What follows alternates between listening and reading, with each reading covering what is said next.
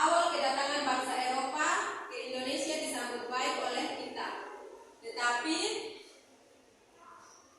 lama-kelamaan bangsa kita mendapatkan perlakuan tidak baik sehingga bangsa Indonesia melakukan perlawanan terhadap bangsa Eropa. Nah, di sini Ibu ada beberapa gambar. Bisa lihat? Nah, pada gambar-gambar ini adalah gambar-gambar masa penjajahan yang dialami oleh bangsa Indonesia. Nah, dengan kapal-kapal ini, bangsa-bangsa Eropa serta bangsa Portugis, mereka berhasil masuk ke Indonesia untuk menjajah Indonesia.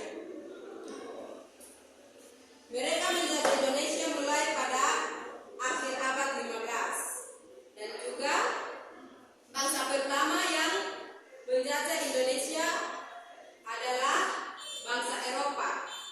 Kapal mereka mendarat pertama kali di Malaka pada tahun 1511 dan juga disusul oleh bangsa Spanyol yang mendarat di Tidore pada tahun 1521. Dan juga ada bangsa Belanda dan juga bangsa Jepang yang menjajah Indonesia pada tahun 1956. Jadi Belanda menjajah Indonesia itu selama 350 tahun dan juga Jepang menjajah Indonesia selama 3,5 tahun. Nah, ada beberapa latar belakang atau faktor pendorong bangsa-bangsa Eropa untuk menjajah Indonesia itu ada 3 faktor. Yang pertama, karena adanya keinginan untuk mencari kekayaan atau gold. Nah, alasan mereka untuk mencari kekayaan di Indonesia karena Indonesia memiliki rempah-rempah yang begitu banyak, dan juga dengan rempah-rempah itu mereka bisa menjual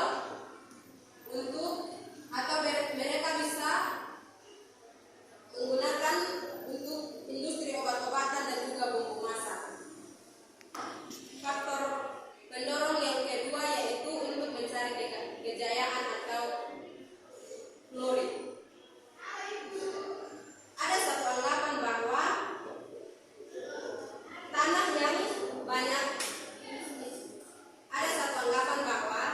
tanah yang sudah pernah dijajah berarti tanah itu memiliki kejayaan, sehingga memicu bangsa-bangsa Eropa untuk menjajah kita Indonesia, untuk mendapatkan kejayaan di Indonesia.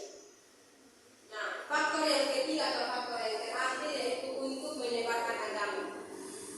Bukan hanya untuk mendapatkan kekayaan dan kejayaan, tetapi mereka juga datang dengan misi untuk menyebarkan agama-agama di tempat-tempat yang mereka jajah. Dan juga tugas yang mereka jalani ini, mereka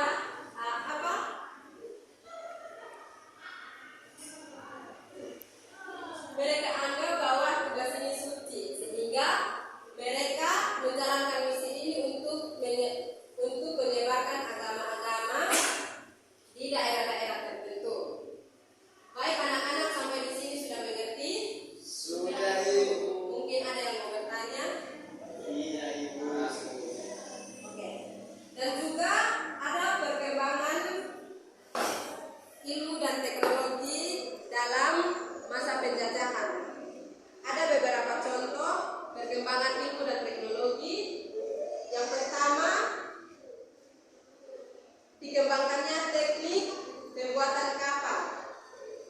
Yang kedua, ditemukannya mesium untuk persenjataan. Yang ketiga, ditemukannya kompas. Dan juga